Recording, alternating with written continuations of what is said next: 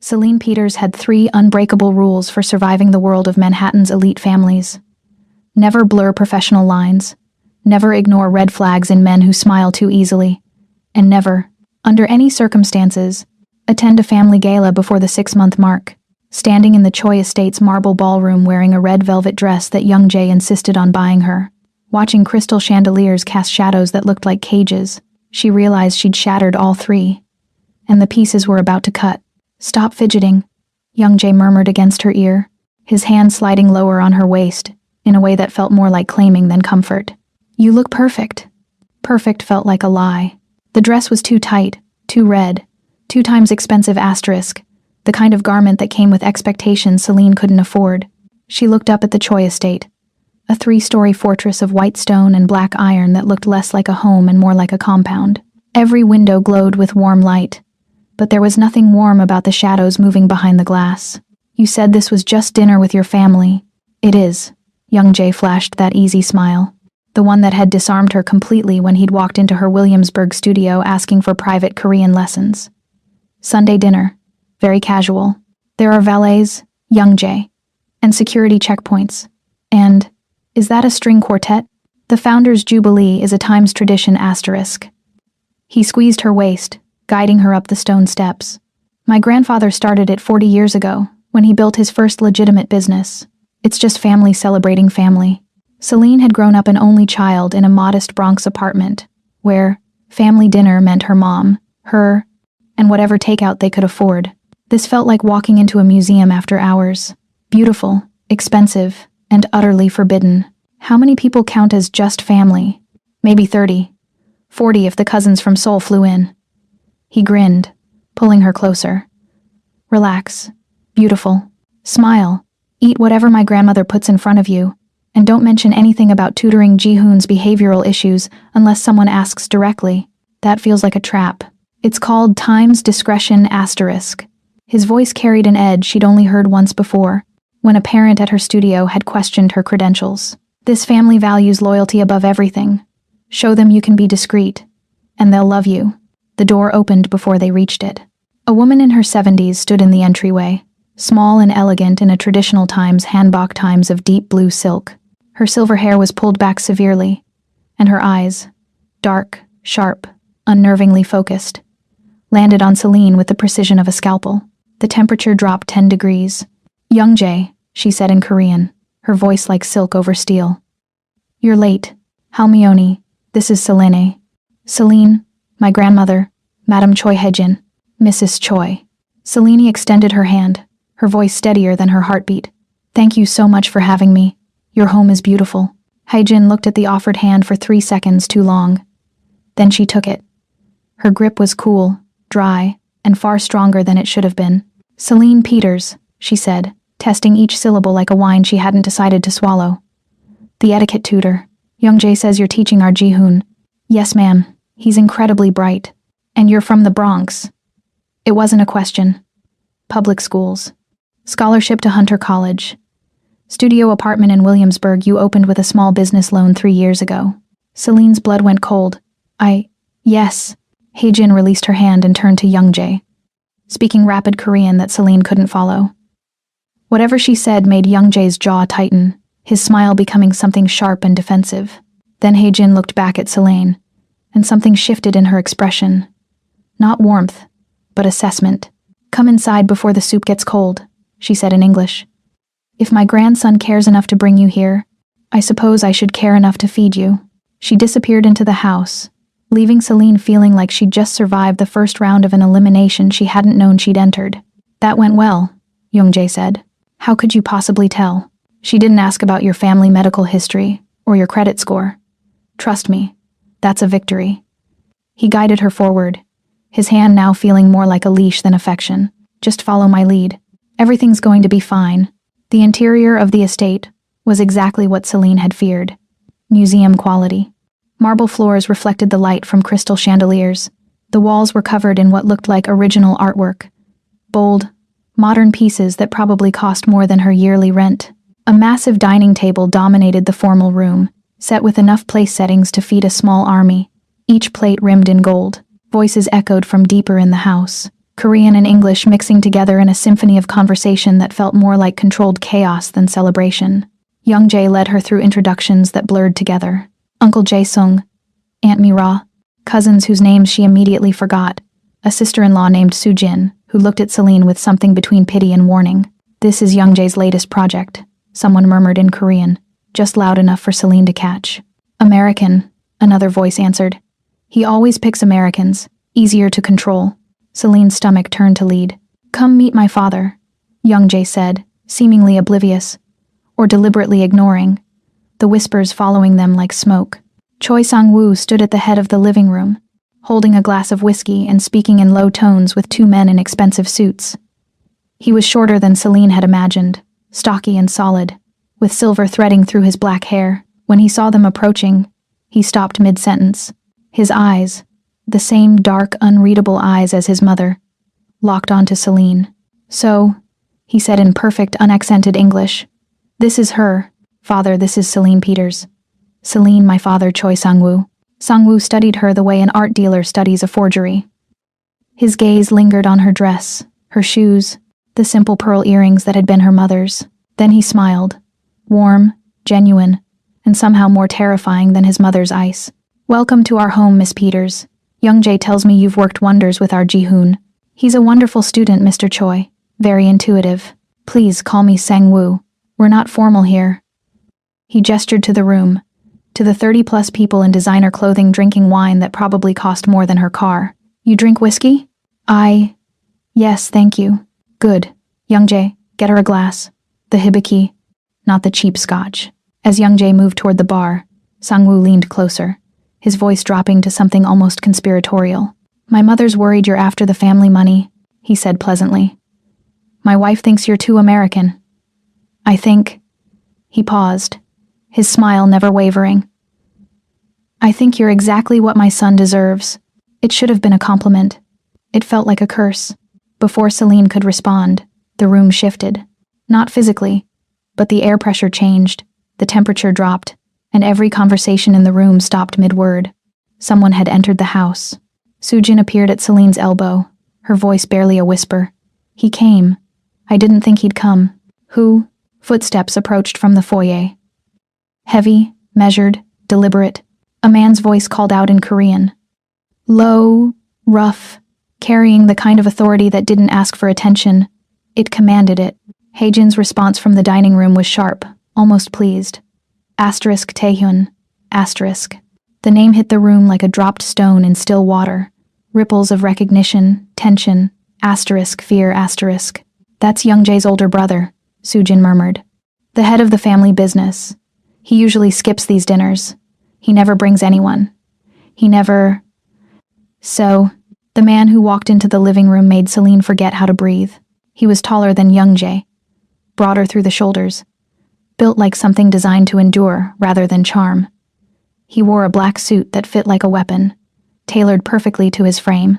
His hair was shorter than his brother's, styled back severely, revealing a face that was all sharp angles and controlled violence. A thin scar cut through his left eyebrow, another disappeared into his collar. But it was his eyes that stopped her heart. Dark, intelligent, absolutely merciless, and currently locked directly on her with an intensity that felt like a physical grip around her throat. He stopped walking. She stopped breathing.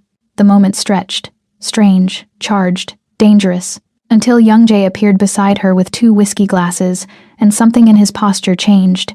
His easy confidence became something harder, more territorial. "Hyung," he said, and the casual term felt like a challenge. "Didn't know you were coming." Taehyun's gaze slid from Selene to his brother with visible effort, like tearing metal. "Father requested my presence." His voice was lower than Young Jae's, rougher, like gravel and smoke. "You must be the reason. This is Celine Peters. Celine, my brother Choi Taehyun." Taehyun's eyes cut back to her. She felt that look everywhere. In her throat, her chest, the base of her spine. "Miss Peters," he said, and her name in his mouth sounded like both a greeting and a verdict. "Mr. Choi," she managed, her voice steadier than her pulse. "Nice to meet you." His jaw tightened almost imperceptibly. "Likewise." He moved past them toward the dining room, his shoulder brushing Young Jae's in a way that looked accidental, but felt like a warning. The room exhaled. Celine realized she'd been holding her breath. You okay? Young-jae asked quietly, his hand finding her waist again, possessive in a way it hadn't been before. Fine. Your family is just intense. You have no idea. His grip tightened. But don't worry about Taehyun. He's all business, no charm. He'll probably ignore you all night. Celine glanced toward the dining room, where Taehyun had stopped to speak with his grandmother, his hand resting on the back of her chair with unexpected gentleness. As if sensing her gaze, he looked up. Their eyes met across 30 feet of marble and expensive furniture. He didn't look away. Neither did she. And in that moment, Celine understood with perfect, terrifying clarity. Young-jae was wrong. Choi Taehyun wasn't going to ignore her. The tension in the air was brittle, ready to snap. Young-jae seemed to feel it too. He glanced from his brothers retreating back to the string quartet playing softly in the corner. Come, Young-jae said, his voice tight. He pulled her toward the center of the room, not waiting for an answer. Let's dance. Now. Young-jae, people are staring. Let them stare.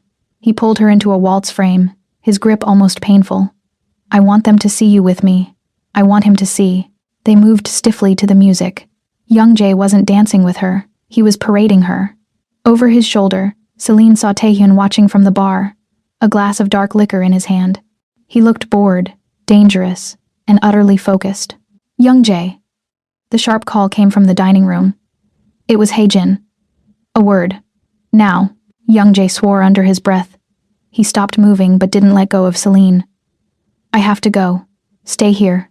Don't move. He marched toward his grandmother, leaving Celine stranded in the middle of the ballroom floor. She turned to retreat to the edge of the room, and nearly collided with a wall of black soot. Taehyun stood there.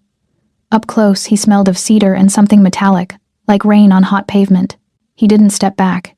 He stepped closer, invading her personal space until she had to tilt her head back to meet his eyes. You dance well, he said, his voice low enough that only she could hear. For a puppet. Excuse me? Taehyun's gaze dropped to her hand, to the ring finger that was currently bare, but wouldn't be for long. Then he leaned in, his mouth brushing the shell of her ear. The heat of him made her shiver. Wrong, brother, he whispered. Celine froze. What? He pulled back, his dark eyes mocking. You're dancing with the wrong brother, Miss Peters. Young-jae plays at power. I am power. Learn the difference before it kills you. Dinner is served, a staff member announced, cutting through the moment. Taehyun stepped back, the mask of indifference sliding back into place. After you. Welcome back, my fierce hearts and midnight dreamers. Before we dive in, make sure you're subscribed. Hit that like button, and tell me where you're watching from. I love seeing our little dark romance family stretch across cities, countries, and time zones. Every click, every comment, every bit of love you leave here helps us keep unraveling these dangerous love stories and high-stakes betrayals together. So find your quiet place, dim the lights, and get ready. Let's begin. Dinner was an orchestrated performance of wealth and judgment. Celine sat between Young-jae and an aunt whose name she'd already forgotten, trying to navigate silverware she'd only seen in period dramas. The table stretched like an airport runway, polished mahogany, reflecting the chandelier's cold light. 32 people sat in assigned seats that felt more like battle positions than family gathering. Young-jae's hand found her knee under the table. Possessive, clammy, meant to reassure but only making her skin crawl. She'd spent 3 months convincing herself his touch was affection. Now, with Taehyun's warning still burning in her ears, every casual caress felt like a claim being staked on property Young-jae didn't own. You're not eating, Young-jae murmured, his breath hot against her ear. My grandmother notices everything. Celine picked up her fork, stabbing at something delicate and expensive that turned to ash in her mouth. Across the table, Taehyun sat beside his father, his posture military straight, his focus seemingly on his plate, but twice. No, 3 times. She'd felt his gaze like a brand against her skin. He'd called her collateral. The word had teeth. The meal ended near midnight. Young-jae disappeared with his father and uncles into a room with thick doors and thicker secrets. The women scattered to various sitting rooms, their laughter brittle and performative. Celine pleaded exhaustion, and Haejin's personal maid led her through a labyrinth of hallways to the guest wing. Her room was beautiful in the way museums were beautiful, untouchable, lifeless. French doors opened onto a balcony overlooking gardens that looked silver-edged under the moonlight. The bed was a 4-poster monstrosity with silk sheets that whispered against her skin like warnings. She didn't sleep. At dawn, she gave up pretending and dressed in the clothes she'd brought for the weekend. Simple black trousers and a cream blouse that felt like armor compared to last night's red dress. The house was silent, but it was the silence of held breath, not rest. She found the library by accident, drawn by the smell of old paper and leather. It was a 2-story cathedral of books, with rolling ladders and stained glass windows that painted the floor in jewel tones. Her chest ached with unexpected relief. This was familiar territory. Books didn't judge. They didn't have hidden agendas. "You're up early." Selene spun, her heart launching into her throat. Ji-hoon stood in the doorway, small and solemn in pajamas printed with cartoon characters that felt wrong in this house of marble and menace. He was 10 years old, with his grandmother's sharp eyes and his Uncle Taehyun's careful stillness. "I couldn't sleep," she admitted, crouching to his level. "How about you? Bad dreams?" He shook his head, stepping into the library with the caution of someone who'd learned to test the ground before committing weight. He held a tablet, his thin fingers gripping it like a lifeline. "We have our lesson today," he said, his voice barely above a whisper. "You promised we'd start the family history project." Right. The reason she was here in the first place, before Young Jae had made her forget her purpose. She was Ji-hoon's tutor, hired because he was troubled. Code for selectively mute. Code for the 5 previous tutors had quit within weeks. But Ji-hoon spoke to her. Not always, not loudly, but enough. "Let me grab my materials from my room," Selene said. "Meet me back here in 15 minutes? He nodded and disappeared like smoke. 20 minutes later, they sat at one of the library's massive oak tables, surrounded by leather-bound family albums and archived documents that Haejin's assistant had provided with suspicious ease.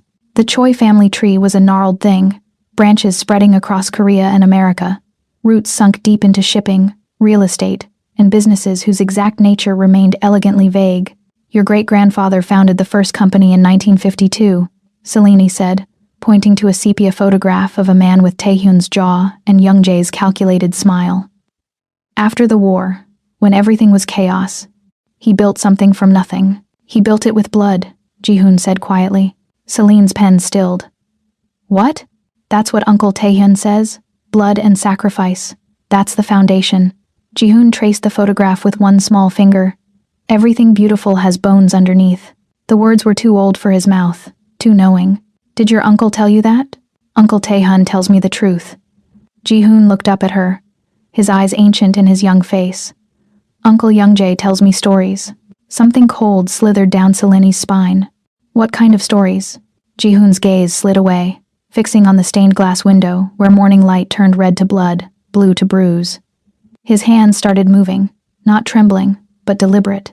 He reached for his tablet, fingers flying across the screen with the fluency of a generation raised digital. He turned it to face her. The screen showed a photograph of a woman, mid-30s, blonde, professional, attractive in a severe way, with wire-rimmed glasses and a smile that looked practiced. "Who is this?" Selene asked, though dread was already pooling in her stomach. "Miss Catherine." Ji-hoon's whisper was barely audible. "My tutor before you. Before Miss Park. Before Miss Wei. Before." The word hung like an execution. "She was nice," Ji-hoon continued, his voice flattening to something mechanical, protected. "She brought me books about dinosaurs. She helped me with my handwriting. She asked too many questions about the family files." Selene's throat closed. "Ji-hoon, Uncle Young Jae said she went back to England, that she got homesick." He looked at Selene directly then, and in his eyes was a knowledge no child should carry. "But I saw him that night. In the garden. He was digging, and Miss Catherine's phone was in his pocket. It kept buzzing. Someone named David kept calling. The library's temperature dropped 20 degrees. "Why are you telling me this?" Selene whispered. "Because you have the same access codes she did. Because Uncle Young Jae looks at you the way he looked at her, like you're useful." Ji-hoon's small hand covered hers, ice cold and shaking. "And because you're nice to me. I don't want you to go to England too." Selene's mind spun, fragments clicking together with sickening clarity. The family archives she'd been given access to, supposedly for educational purposes. The digital vault containing generations of documents, contracts, property deeds. Young Jae had set up her credentials himself, insisted on it, claimed he wanted to make her job easier. She'd thought it was thoughtfulness. It was framing. "Ji-hoon, I need you to listen very carefully," Selene said, her voice steady despite the panic clawing her throat. Has anyone else ever asked you about? Footsteps in the hallway. Measured. Heavy. Not Young Jae's quick, eager stride. Ji-hoon went rigid, his hand crushing hers. The library door opened. Taehyun filled the doorway like a threat made flesh, dressed in black slacks and a white shirt with the sleeves rolled to his elbows. His forearms were marked with ink, geometric patterns and Korean script that looked less like decoration and more like documentation. Battle scars illustrated. His gaze went to Ji-hoon first, something softening infinitesimally in those hard eyes, then to their joined hands, then to Celine's face. He saw everything. She knew he did. Ji-hoon, Taehyun said in Korean, his voice gentle in a way that made Celine's chest ache. Your grandmother wants you. Something about breakfast and proper nutrition. Ji-hoon squeezed Celine's hand once, a warning or a plea, then slipped from his chair and passed his uncle without a word. Celine was left alone with the man who'd warned her she was collateral. Taehyun closed the door. The soft click of the latch sounded like a cell locking. He talks to you, Taehyun observed, moving into the library with the controlled grace of something predatory. The doctors said he might never speak again after what he witnessed. What did he witness? Celine asked, though Ji-hoon had already painted the picture in blood and garden soil. Taehyun didn't answer. He reached the table, his gaze dropping to the spread of family documents. His jaw tightened almost imperceptibly when he saw which files were open. The property acquisitions from 1987, the corporate restructuring of 2003. You have access to the family archives, he said. It wasn't a question. Your brother gave me the credentials. For Ji-hoon's lessons. My brother. Taehyun's voice curdled with something too complex to name. Tell me, Miss Peters, have you noticed anything unusual in these files? Documents that seem out of place? Signatures that look freshly added to decades-old contracts? Celine's mouth went dry. She'd been so focused on creating engaging lessons that she hadn't looked closely. But now that he mentioned it, the 2003 restructuring, she said slowly. The signature page looks newer than the rest of the document. Different paper quality. Observant. Taehyun pulled out the chair across from her, sitting with the deliberate control of someone who'd learned to make every movement count. Young Jae has been using the archive access to create forgeries, changing ownership documents, fabricating debts that never existed, building a paper trail that makes him the rightful heir to properties that were never his. And I'm the perfect scapegoat. A tutor with full archive access, motivated by an affair with the younger son, caught red-handed with the documents when the forgeries are discovered. Taehyun's gaze was surgical, dissecting her layer by layer. You'd take the fall. Young Jae would play the heartbroken victim. The family would close ranks. You'd disappear into the American legal system, if you were lucky. And if I wasn't lucky. Taehyun's silence was answer enough. Celine's hands shook. She pressed them flat against the table, feeling the cool wood anchor her spiraling thoughts. Why are you telling me this? Why warn me? Because Ji-hoon likes you. And what Ji-hoon cares about, I protect. Taehyun leaned back, his eyes never leaving hers. And because my brother needs to learn that some things aren't his to destroy. I'm not a thing. No. His gaze intensified, and Celine felt heat flood her face, her throat, her traitorous body. You're not. Which makes you even more dangerous to keep around. The words should have stung. Instead, they felt like recognition. What am I supposed to do? Celine asked. Pretend I don't know? Keep playing Young Jae's girlfriend while he sets me up for... What, fraud? Murder? Yes. Taehyun's response was immediate, brutal. Exactly that. Because if you run now, he'll know someone warned you. He'll accelerate his timeline, and people will die. Possibly starting with you and definitely including Ji-hoon, who's an inconvenient witness to at least 3 of Young Jae's previous cleanups. Celine's stomach heaved.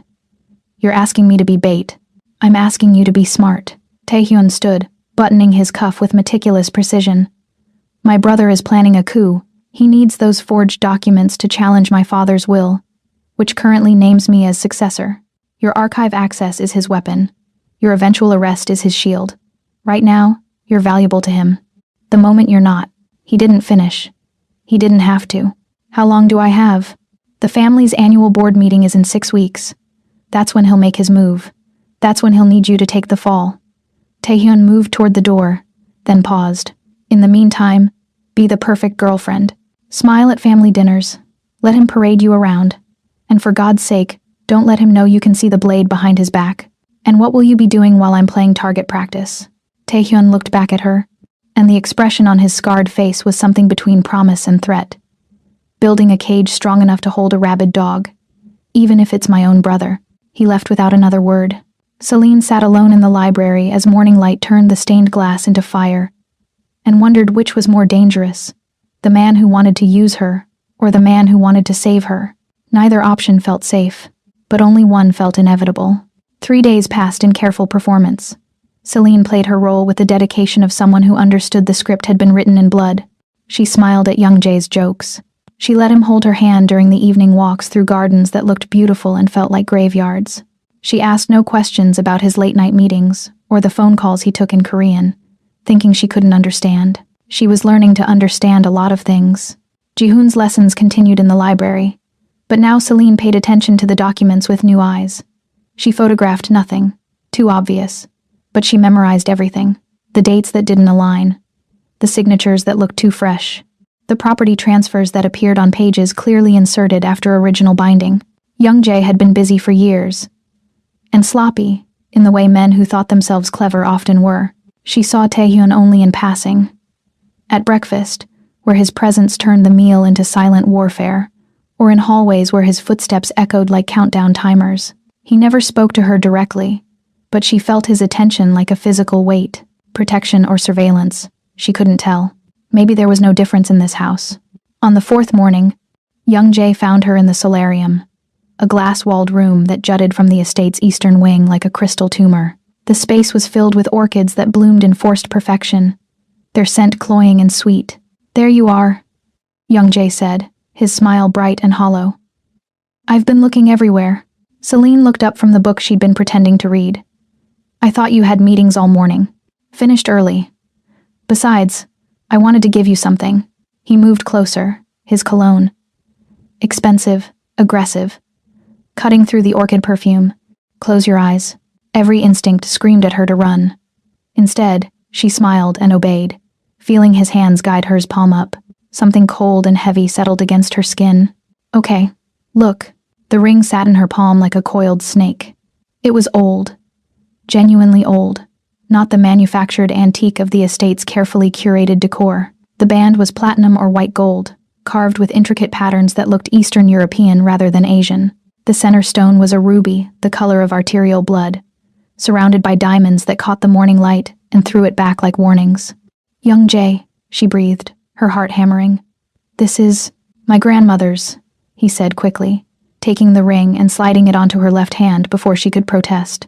"Well, my great-grandmother's originally. It's been in the family for generations. I want you to have it." The ring fit perfectly. Of course it did. Young Jae had been planning this. "This is too much," Celine said, because a woman surprised by a family heirloom should protest. "I can't possibly." "You can." His hands captured hers, holding the ring in place like shackles disguised as jewelry. "Celine, I know we've only been together a few months, but I've never felt this way about anyone. You're different from the women in my world. You're real, genuine. You see me, not my family name." The words should have been romantic. Instead, they felt like a closing trap. "I see you," she echoed, and meant it in ways he couldn't understand. "This ring is a promise." Young Jae's voice dropped to something intimate, something practiced. "When I take over the family business, when I'm finally free from my father's shadow and my brother's rules, I want you beside me, not as a girlfriend, as my wife." Celine's throat closed. She'd suspected he was using her, framing her, setting her up for destruction. But marriage?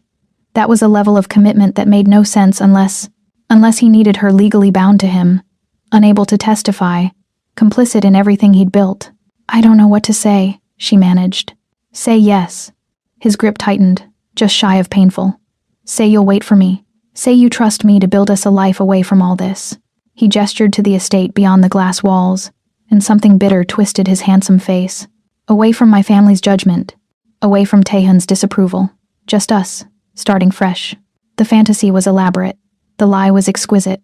"Yes," Celine heard herself say. "Yes, I'll wait." Young Jae's smile blazed with triumph. He pulled her into a kiss that tasted like possession and victory, his hands claiming her waist with the certainty of ownership.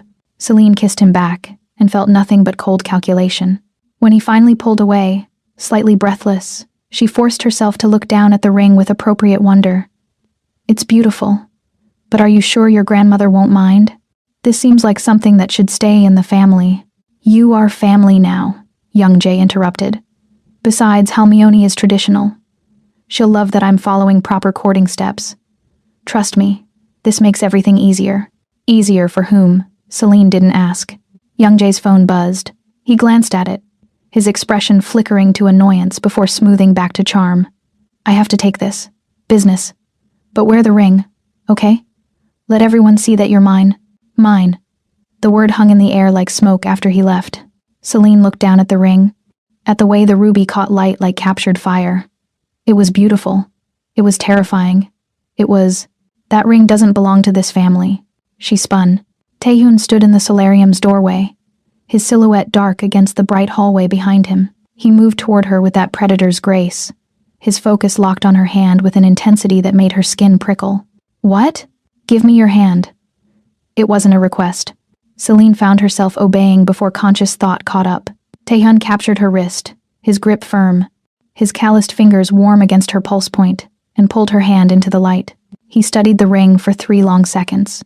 Then he cursed in Korean, low and vicious.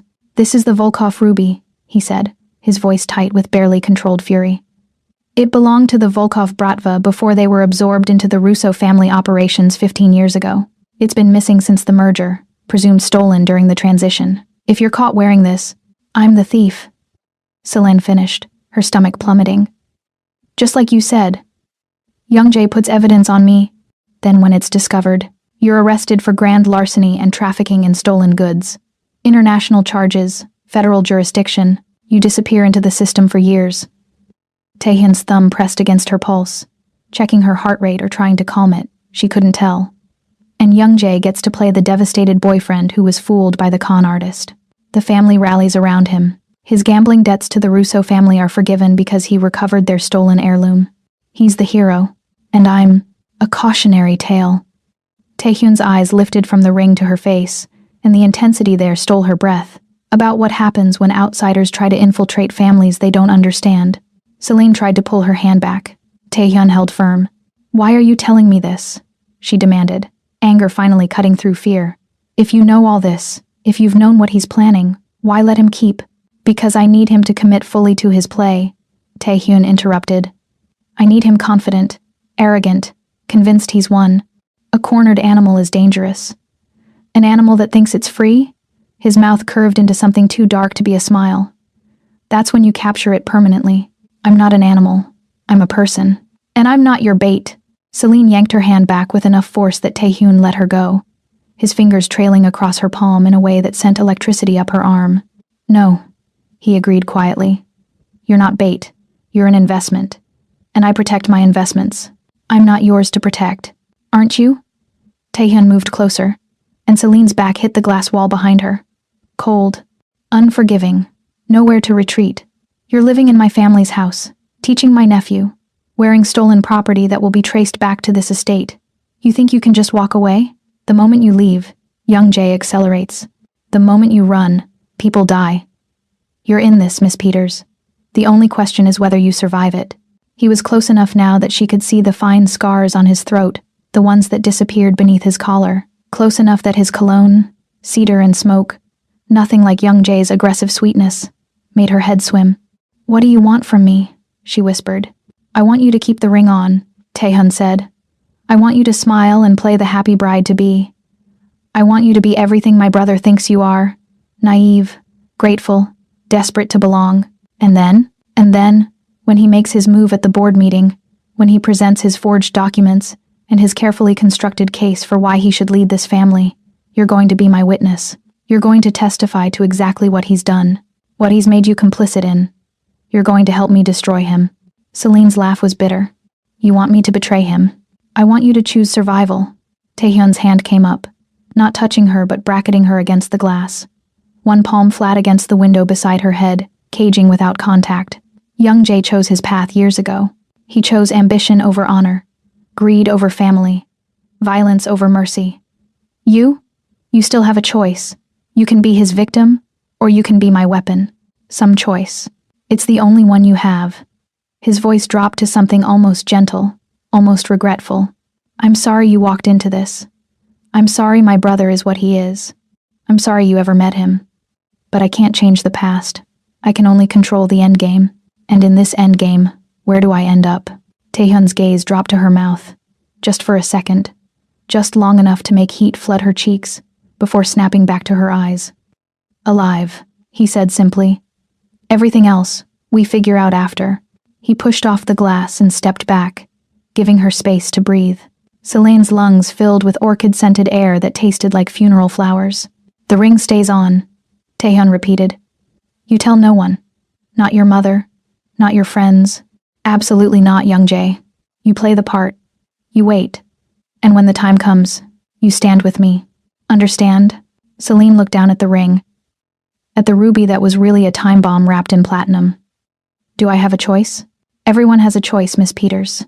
Taehyun moved toward the door, pausing at the threshold. "Some are just bloodier than others." He left her alone in the glass room, surrounded by forced blooms and impossible decisions. Celine lifted her hand, watching the ruby catch light and throw it back in crimson fractals. On her finger, it looked like a wound, like a promise written in someone else's blood. She wondered whose blood would pay the price when this was over. She was terrified it might be her own. Sunday dinner at the Choi estate was apparently a sacred ritual, like prayer or sacrifice. Celine had been at the house for a week now. Too long, every instinct screamed, but Young Jae had convinced her to extend her stay. Just a few more days, with promises of weekend trips and romantic evenings that never quite materialized. He was busy. Always busy. With meetings and phone calls and late-night disappearances that left her alone in the guest room, staring at the ceiling and counting exit routes she wasn't sure she'd ever use. The ring sat heavy on her finger. She'd tried taking it off once, in the privacy of her room, and found the platinum had been sized so precisely that removal required soap and determination. A ring that didn't come off easily. How thoughtful. Taehyun's warning echoed in her head. Asterisk, play the part. Smile. Wait. Asterisk. She was getting dangerously good at all three. The formal dining room had been set for 23 people.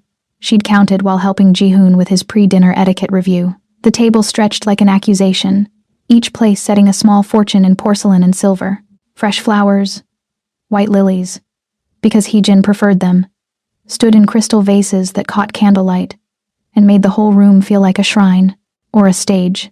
Celine wore a simple navy dress that Young Jae had approved that morning, his hands lingering on her waist as he'd murmured about how beautiful she looked. The dress was elegant, appropriate, exactly what a guest of honor should wear. Except she was starting to realize she wasn't a guest. She just didn't know what she actually was. The family arrived in waves. Aunts and uncles she was still trying to differentiate, cousins whose names blurred together, Soojin with her husband and 2 children who looked uncomfortable in formal wear. Ji-hoon appeared with his parents, a quiet couple Celine had barely spoken to, both of them looking perpetually exhausted in the way of people trapped in a machine they couldn't stop. Young Jae kept her close, his hand proprietarily on her lower back, introducing her with phrases like, "My Celine, and the woman I've been telling you about." Each introduction felt like a claim being staked. Heijin presided from her seat like an empress holding court. She'd nodded at Celine with something that might have been approval or might have been calculation. Impossible to tell. Sang-woo sat at the table's head, jovial and expansive, pouring wine and making jokes that everyone laughed at on cue. He'd winked at Celine when she entered, gestured to the ring on her finger, and called out something in Korean. Young Jae just smiled, offering a non-committal nod that neither confirmed nor denied the ring's provenance. Taehyun arrived last. The room didn't go silent this time.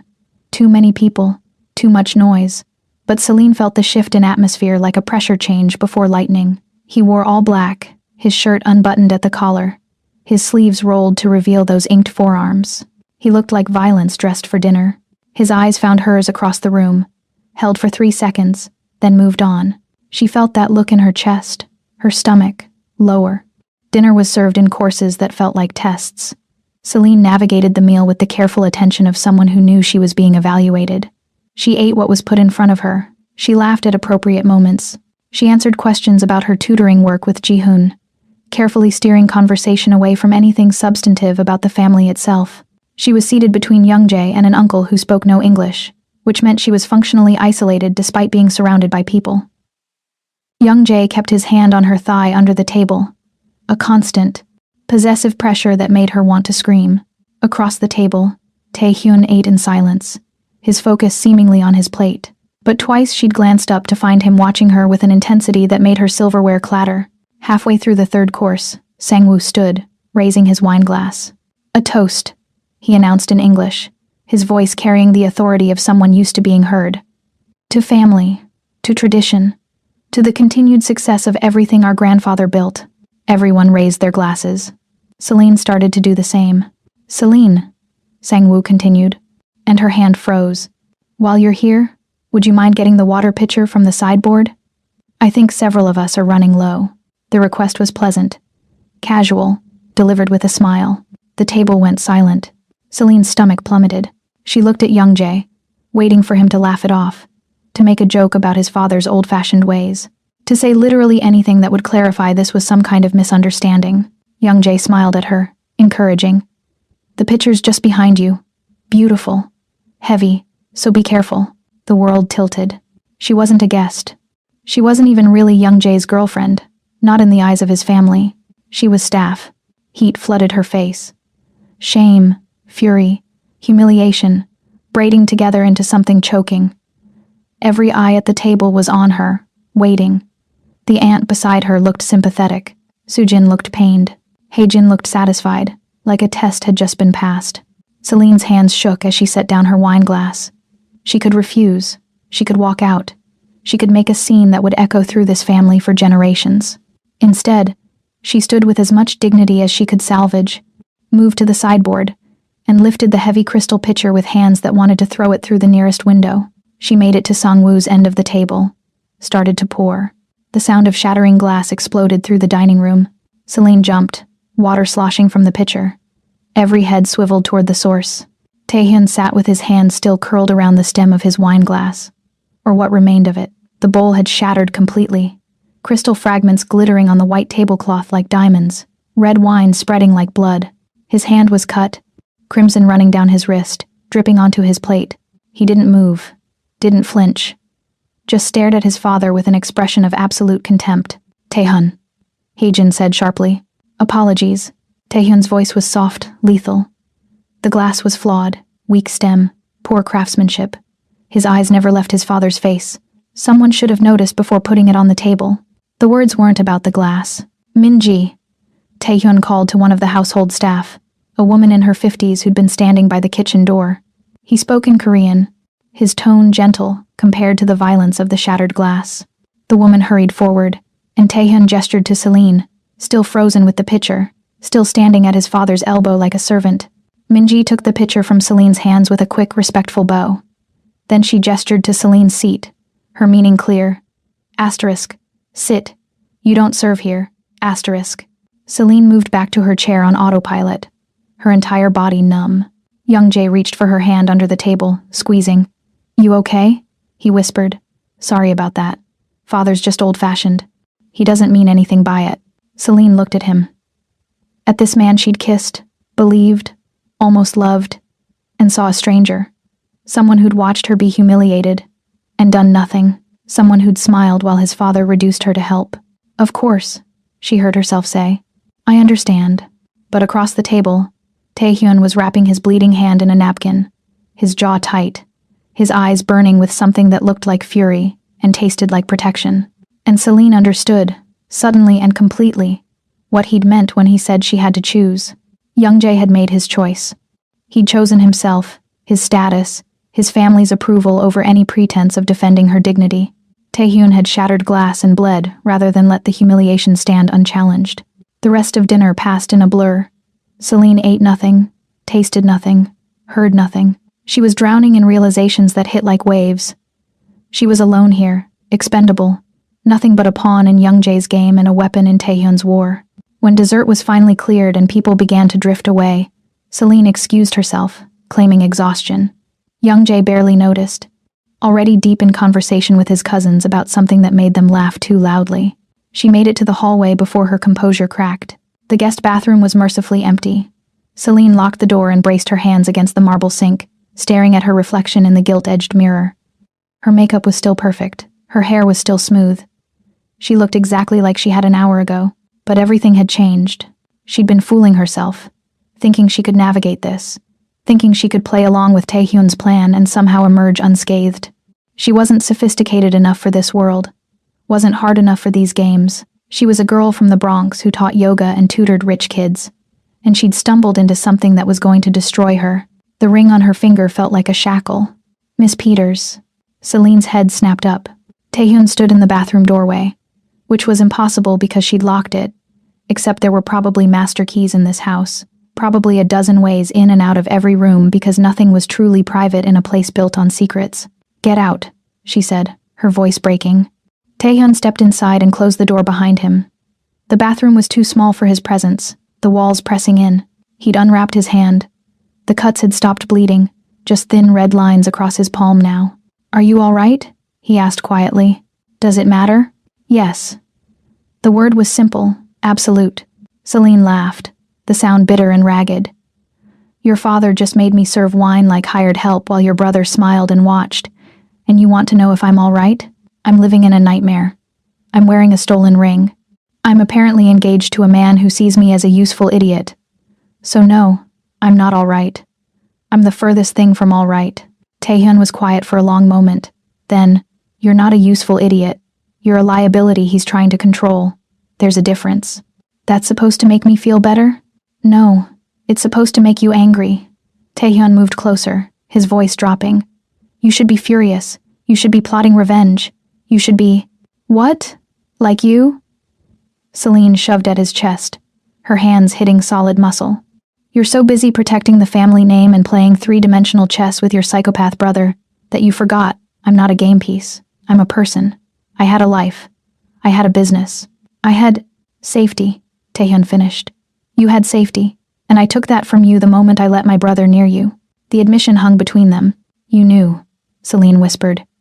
"This whole time you knew what he was, and you let him." "I didn't know he'd choose you." Taehyun's hands came up, bracketing her against the sink without touching. "I thought he'd pick someone from his usual circle, someone who understood the stakes. I didn't expect him to find someone kind enough to reach my nephew, smart enough to threaten him, real enough to make me..." He stopped, cut himself off like he'd revealed too much. "Make you what?" Celine demanded. Taehyun's jaw worked. His eyes, God, his eyes were so dark, so close, so full of things she couldn't name. "Make me want to burn it all down to keep you safe." The bathroom was suddenly airless.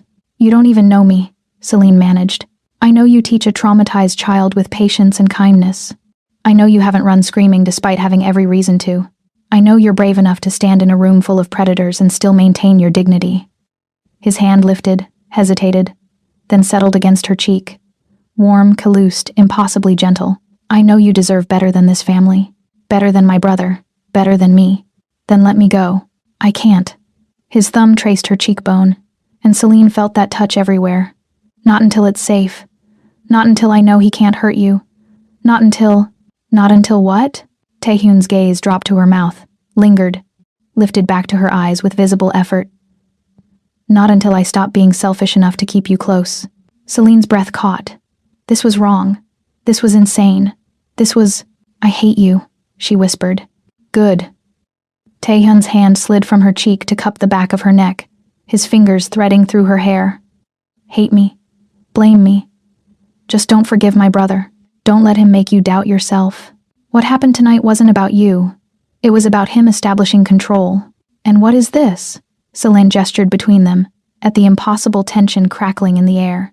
"What are you establishing?" "Alliance," Taehyun said roughly. "Or at least, that's what I'm trying to convince myself this is. And what is it really?" His forehead dropped to rest against hers. Just a point of contact, just shared breath in a too small space. "A mistake I can't stop making." Someone knocked on the bathroom door. "Miss Peters? Are you unwell?" The spell shattered. Taehyun stepped back, his hand falling away, his expression smoothing into that blank mask he wore so well. He moved to the door, unlocked it, stepped into the hallway. "She's fine," he told whoever was outside. "Minji," Celine saw over his shoulder. "Just overwhelmed. I was checking on her at my grandmother's request." The lie was smooth, practiced, completely believable. Minji nodded, satisfied, and disappeared. Taehyun looked back at Celine one last time. 6 weeks, he said quietly. Hold on for 6 weeks. Then this ends. And what happens to me when it does? Whatever you want, Taehyun said. I promise. He left before she could ask if he was a man who kept promises. Celine stood alone in the bathroom, her reflection staring back at her with kiss-swollen lips. She hadn't realized he'd come close enough to almost taste, and wondered which brother was the real danger, the one who wanted to use her, or the one who wanted to save her. Both felt equally capable of destroying everything she'd ever been. 3 weeks passed in a slow-motion nightmare. Celine stopped marking days and started counting meals. Breakfast, lunch, dinner, each one a performance she was getting dangerously good at. Young Jae grew more attentive as his coup approached, more affectionate, more possessive. His touches lingered. His kisses tasted like ambition masked in sweetness. He talked about their future with the conviction of a man reading lines he'd rehearsed. She smiled. She agreed.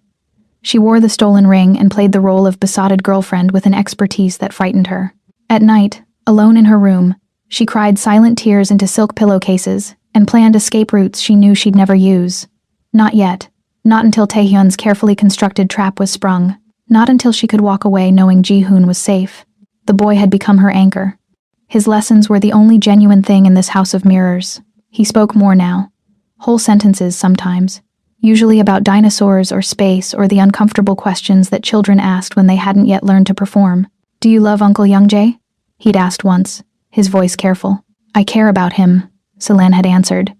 Because the truth, I don't know who he really is, would terrify them both. Uncle Taehyun says caring and loving are different. Ji-hoon had looked up at her with those two old eyes. He says love means you'd bleed for someone. Caring just means you'd prefer they didn't bleed on you. The philosophy of a man raised in violence. Celine saw Taehyun in fragments, at meals, in hallways. Once in the library when she'd arrived early and found him reading in Korean, his profile stark against the morning light. They didn't speak beyond pleasantries when others were present, but sometimes she'd feel his attention like heat against her skin, turn, and catch him watching with an expression that made her forget to breathe. The board meeting loomed. 3 weeks, 2 weeks, 1. And then, on a Tuesday morning when spring light made the breakfast room look almost innocent, everything accelerated. Celine had learned the morning routine. Haejin took tea at 7 sharp, Korean green tea, prepared a specific way, served in the porcelain cup that had belonged to her mother. It was a ritual, a meditation, a daily affirmation of tradition. Youngjae had suggested, 2 days ago, that Celine prepare it. A gesture, he'd said, to show respect, to prove you're learning our ways. It had felt like a test. Of course it was a test. Celine had spent an afternoon learning the proper method from Minji. The water temperature, the steeping time, the way to pour without disrupting the leaves. She'd practiced until her hands memorized the movements. This morning, she prepared the tea alone in the small service kitchen. The house was quiet, most of the family still asleep. Minji supervised from the doorway, nodding approval as Celine measured and poured. The tray was perfect. The cup steamed gently. The morning light through the windows made everything look clean, simple, safe. Celine carried it to the breakfast room where Haejin sat reading a Korean newspaper, her reading glasses perched on her nose. Sangwoo sat at the table's head, scrolling through his phone. 2 uncles Celine couldn't name were discussing something in rapid Korean. Your tea, Mrs. Choi, Celine said softly, setting the cup beside Haejin's elbow. Haejin looked up, surprised. You prepared this? Yes, ma'am. I hope it's acceptable. Something that might have been approval flickered across the older woman's face. Sit, child. Have your own breakfast. It felt like acceptance. Like progress. Celine sat, accepting coffee from Minji, feeling warmth bloom in her chest. Maybe she was paranoid. Maybe Youngjae was just ambitious, not murderous. Maybe... Sangwoo lifted Haejin's teacup, taking a sip of his mother's tea in that casual way family members did. He smiled at Celine. Well done. This is... The words died. His face went gray. The cup fell from his hand, shattering on the marble floor, tea spreading like flood water. Sangwoo grabbed his throat, his eyes bulging, foam starting to form at the corners of his mouth. Haejin screamed. The uncles lunged from their chairs, and Celine sat frozen, watching the head of the Choi family collapse, seizures racking his body as the poison. Poison. There was poison. How was there poison? Did its work? The room exploded into chaos. Someone shouted for a doctor. Someone else grabbed their phone, calling emergency services in panicked Korean. Hae-jin was on the floor beside her son, cradling his head, screaming at him to stay awake. Selene couldn't move, couldn't breathe. Her hands shook violently as her mind tried to process what she was seeing. She'd made that tea. Her hands, her measurements. Oh God. The breakfast room doors slammed open. Security poured in. 4 men in suits with guns already drawn. One of them grabbed Selene, yanking her from her chair with enough force to dislocate her shoulder. She cried out, dropped to her knees, tasted blood where her teeth cut her lip. She made the tea, someone shouted in English. She poisoned him. No, Selene gasped. No, I didn't. I wouldn't. A gun pressed against the back of her head. Cold, unforgiving. Wait. Hae-jin's voice cut through the chaos. Don't you dare. Not until we know. I saw her. Youngjae's voice. Selene's head snapped up, and there he was in the doorway, wearing pajama pants and a t-shirt, his hair mussed from sleep, his face a perfect mask of shock and grief. I was coming down for coffee. I saw her in the service kitchen. She was adding something to the tea. I thought it was honey. Oh my God, Selene, what did you do? The performance was flawless. You're lying, Selene said, her voice breaking. Youngjae, please, I didn't. I'm sorry. He looked at her with eyes full of false tears. I'm so sorry. I wanted to believe you were different. But you were using me, getting close to steal from us. And now my father. Shut up, Selene screamed. You set me up. You gave me the ring. You suggested I make the tea. The gun pressed harder against her skull. Shut your mouth, or I will end you here. Where's the teapot? Another voice, sharp with authority. Selene didn't recognize the man. Older, gray-haired, dressed in a suit despite the early hour. If she poisoned the tea, the pot should still be contaminated. Minji hurried from the service kitchen, carrying the pot on a tray. Here, sir. She used this. Don't touch it directly. The man took the pot with a cloth. We'll need it tested. In the meantime, she stays exactly where she is until we know what happened to my son. Hae-jin stood, her face carved from stone, the grief and fury making her look ancient and terrible. If he dies, she dies. Slowly.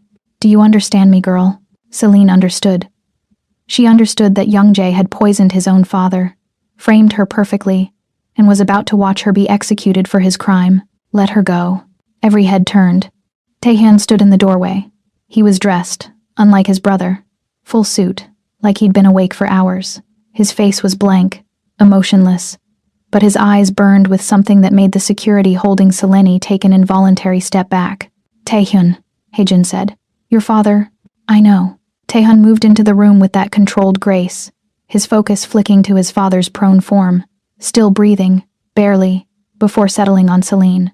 I also know that teapot isn't the source. What? Youngjae's voice climbed with performative confusion. What are you talking about? She made the tea. You saw what you wanted me to think you saw, Taehyun interrupted, his voice cutting. But you made a mistake, little brother. Father didn't drink from the pot. He drank from mother's cup. The poison wasn't in the tea. It was in the cup itself. Silence. That's insane, Youngjae said. Why would... Miss Peters has been here 3 weeks. She's been supervised in every kitchen, every room, every moment. She has no access to purchase poison, no knowledge of our family routines beyond what you've told her, and absolutely no motive to harm father, whose goodwill she'd need if she were actually trying to marry into this family. Taehyun's logic was surgical, precise. But someone who wanted to frame her? Someone who had access to mother's personal china? Someone who suggested she prepare tea this specific morning? His gaze locked on his brother. That person had motive, means, and opportunity. You're insane. Youngjae's performance was cracking. You think I'd hurt my own father? I think you'd burn the world to take his throne. Taehyun gestured to the gray-haired man. Director Kim, test the pot. You'll find it clean. Then test the cup. You'll find it soaked in enough poison to kill 3 men. And then check the security footage from mother's room last night. You'll see someone entered at 2 a.m. to tamper with her china cabinet. This is ridiculous, Youngjae said, but he was backing toward the door. I don't have to listen. You'll stay where you are. Hae-jin's voice was frost. Director Kim, do as Taehyun says, now. The next 10 minutes passed in suspended horror. Paramedics arrived, rushing Sang-woo toward the ambulance. Director Kim ran tests with equipment Selene didn't recognize. The security team pulled up footage on tablets, their expressions darkening as they watched. And Taehyun did something insane. He picked up the teapot, the one that supposedly held poison, and before anyone could stop him, poured the remaining tea into a clean cup and drank it down in 3 long swallows. Taehyun. Hae-jin lunged forward. He held up a hand, stopping her. If the tea is poisoned, we'll know in minutes. If it's not. He looked at Selene, still on her knees with a gun at her head. Then someone needs to face justice for what they've done. You fucking idiot, Youngjae hissed. You absolute. The footage is clear. Director Kim's voice was grim. He turned his tablet to show Hae-jin. This person entered Madam's room at 2:14 a.m. They went directly to the china cabinet. They removed the teacup, applied something to the interior, and replaced it. The face is clear. Hae-jin looked at the screen. Her face went white, then red, then something beyond rage. Youngjae, she said softly. Come here. Mother, I can explain. Come. Here. Youngjae's performance shattered. He bolted for the door. He made it 3 steps before Taehyun's security tackled him to the marble floor with enough force to crack bone. Youngjae screamed. Fury, not pain. Thrashing and cursing in Korean. The gun left Selene's head. She collapsed forward, gasping, shaking so hard her teeth chattered. Hands lifted her gently. Taehyun's hands. He pulled her to her feet, steadying her when her legs threatened to give out. Breathe, he said quietly. Just breathe. It's over. You drank the tea, Selene gasped. You could have died. If you were wrong, I wasn't wrong. His hands cupped her face, tilting her head back to meet his eyes. I've been tracking his movements for weeks. I knew he'd make his move before the board meeting. I knew he'd use you. His jaw tightened. I didn't think he'd try to kill our father to do it. You could have warned me. If I'd warned you, your reaction wouldn't have been genuine. He'd have known something was wrong.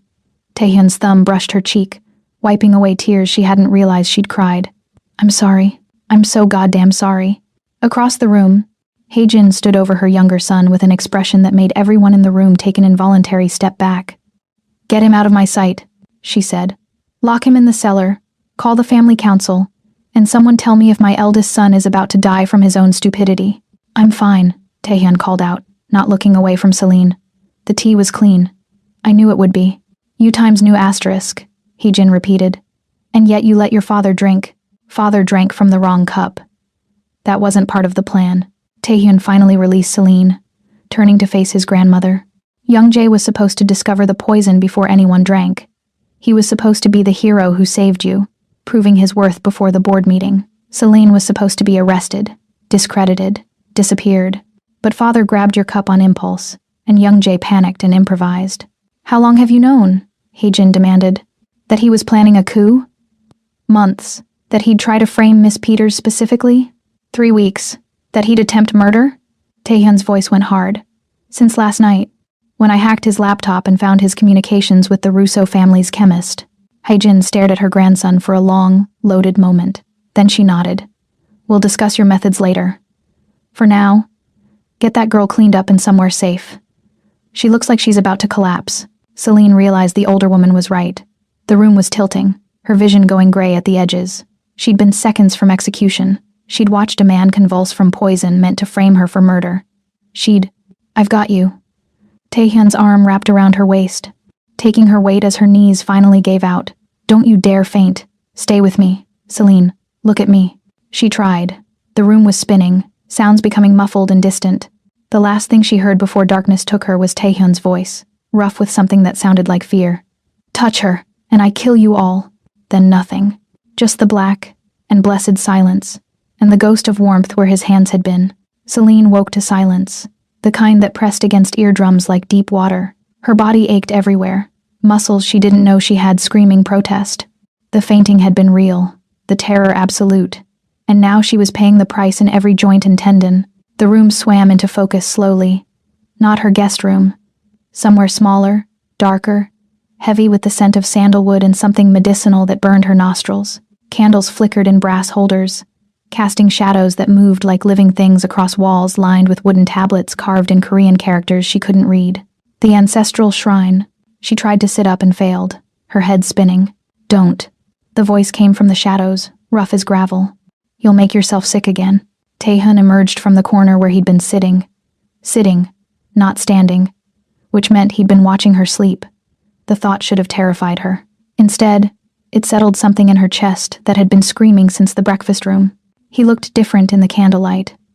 Softer somehow, though that word felt wrong for a man built from sharp edges and controlled violence.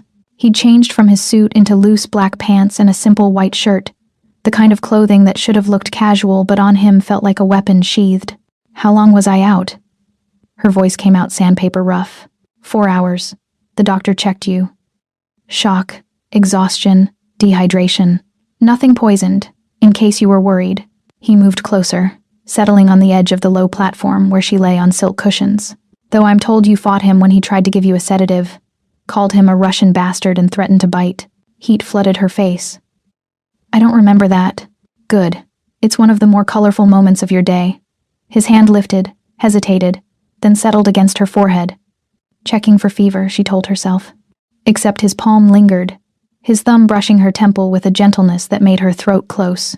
You scared the hell out of me. I scared you? You drank potentially poisoned tea. You could have died. I knew it was clean. His hand slid from her forehead to cup her jaw, tilting her face toward the candlelight. His eyes searched hers with an intensity that felt invasive and necessary all at once. I've been tracking Young Jae's movements for months. I knew he'd contaminate the cup, not the pot. The pot was your work, earnest, careful, exactly to specifications. He couldn't risk that being perfect and failing to poison father, so he went directly to the source. But you didn't know for certain. What if you were wrong? Then I would have died proving your innocence. He said it simply, like it was obvious, like his life was a reasonable trade for hers. Better me than you. Why? The word broke. Why would you do that? You barely know me. Taehyun's jaw tightened. His hand fell away, and he stood, pacing to the altar, where photographs of stern-faced ancestors stared down with judgment. Because Jihoon trusts you. Because you're innocent in this nightmare my family created. Because watching you be executed for my brother's sins would have destroyed something in me I didn't know I had left. What? He turned back, and in the candlelight, his scars looked like war paint, the belief that some things are still worth protecting. Selene's chest ached. She pushed herself up to sitting, ignoring the way the room tilted. Taehyun, you should go back to your room. His voice had gone flat, controlled. Rest. In the morning, we'll discuss getting you somewhere safe. Young Jae's been arrested, but his allies are still... No. He stopped mid-sentence, his eyes narrowing. No? I'm not leaving. Selene forced herself to stand, her legs shaking but holding. You drank poison for me. You shattered your family to save me. You think I'm going to run now? Yes. He moved toward her with that predator grace, closing the distance until she had to tilt her head back to meet his eyes. Because staying makes you a target. Young Jae has allies, debts, people who will come for revenge. You're safer far away from this house, this family, from me. I don't want safe. The words came out fierce, surprising them both. I want justice. I want to see this through. I want... What? Taehyun's hands came up to frame her face, his grip just shy of bruising. What do you want, Selene? You, she thought. I want you, and that's insane, and I don't care. Instead, she lifted her hand to his chest, feeling his heart hammer against her palm. I want to stop being afraid. I want to stop feeling powerless. I want... His mouth crashed against hers, cutting off words, thoughts, sanity. The kiss was nothing like the careful seduction she'd experienced with Young Jae. This was claim and conquest, desperation wrapped in fury. His hands tangled in her hair, tilting her head back to deepen the angle, his tongue sweeping past her parted lips with an aggression that should have frightened her. She met him with equal ferocity, her hands fisted in his shirt, pulling him closer, needing to feel something real after days of performance and lies. He tasted like smoke and dark promises, like danger she wanted to drown in. His teeth caught her lower lip, not quite biting, testing. She gasped against his mouth, and he gentled immediately, the kiss shifting from attack to something deeper, more devastating. His hand slid from her hair to her waist, pulling her flush against him until every hard plane of his body pressed against hers. Selene. Her name in his mouth was prayer and curse. We can't. You don't understand what this means. Then tell me. She pulled back just enough to meet his eyes, her hands still fisted in his shirt. Tell me why you're looking at me like you want to devour me and protect me at the same time. Because in this family there's no difference. His forehead dropped to rest against hers, his breath ragged. We destroy what we love. We consume it. My grandfather loved my grandmother so much he killed 3 men who looked at her wrong. My father loved my mother until she couldn't breathe without his permission. Love in the Choi family isn't soft. It's obsession with a body count. I'm not afraid of you. You should be. But his hands tightened on her waist, pulling her impossibly closer. I've killed for less than what I feel when I look at you. I've burned down empires for slights that pale compared to what Young-jae tried to do. If you stay, if you let this happen, I will own you, completely. Is that what you want? Celine's heart hammered against her ribs. Every rational part of her brain screamed to run, to get out while she still could.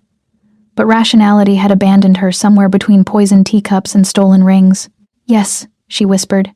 Yes, that's what I want. The sound he made was something between growl and prayer. Then he was kissing her again, walking her backward until her legs hit the platform. They fell together into silk cushions, his weight pressing her down, his hands mapping her body like territory he was claiming. She arched into him, her own hands exploring the landscape of muscle and scar tissue beneath his shirt. He was all heat and controlled power, every movement calculated even in passion.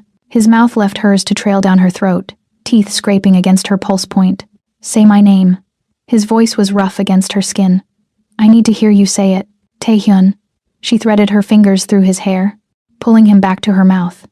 Taehyun, please.